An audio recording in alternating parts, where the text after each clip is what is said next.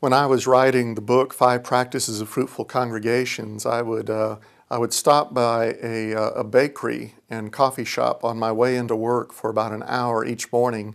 And that's where I'd do my writing. I'd set up my laptop and I'd write for about an hour, and then I'd go on into the office.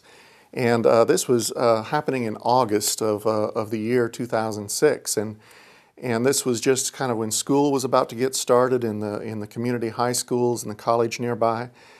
And one day I'm working on my computer and doing my writing, and in the booth in this coffee shop next to me, there's a conversation going on, and I'm not trying to, listen in too closely, but I couldn't help but overhear.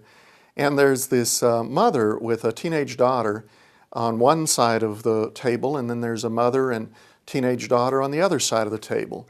And the conversation went something like this. One of the mothers was saying to the other, how did you find our church, and how did you first become involved? Have you been a part of a church before? And was just asking some of those kinds of questions. And then she was sharing her experience about how she came to be a part of the church, what she loved about the church, how long they'd lived in the community. And then the teenagers started talking about the same sort of thing. And then later in the conversation, she began to describe the church's youth ministry, what the volunteers and sponsors did, some of the activities of the youth, what some of the activities that they do each week and month by month and throughout the year. And it was all very cordial. It was all very friendly, and the mothers were participating in the conversation as well as the daughters. And I thought, wow, that's just so neat. Well, here's the interesting thing. The next day, I stopped by this same bakery, and I'm sitting at the same table doing my writing on the book, and in the same booth across from me, there sits down a father and a son, and another father and a son, and teenagers, the boys, and basically the same conversation happens as the day before.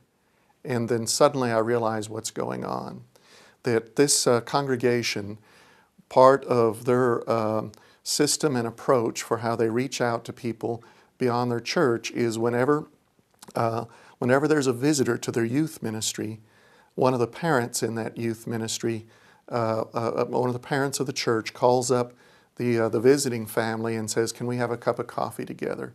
And they bring their youth as well as the parents, and they sit down and they ask these questions, and they talk about the youth ministry, and they share their own story. Now, that just was so powerful to me, because then as I started noticing it, it was happening a couple of times a week. And I compare that to many of our youth ministries, and so many times I'd be delighted if we had a visitor to the youth ministry. I'd be delighted if the family just received a postcard, let alone a phone call from the pastor, from the youth director, that said, "We appreciated you being here, and let us tell you about the youth ministry." But this goes the second mile. This doesn't settle for mediocrity. These folks really engage on a person-by-person basis. They're outward focused, and this was a congregation that invest as much energy and focus on those who are outside the congregation as they do upon those who are inside the congregation. It was wonderful. What's the one activity that you know that if you did consistently and did consistently well would have the greatest impact on your ministry? Think about that question personally. What's the one thing you could do that if you did it well and did it consistently would have the greatest impact on your personal ministry? What's the one, two, or three things that if your congregation did and did them with excellence would have the greatest impact on their ministry? What's the one or two things that your annual conference needs to focus on, that if we did those things extraordinarily well, we would deepen our ministry and extend the ministry of Christ through more and more congregations?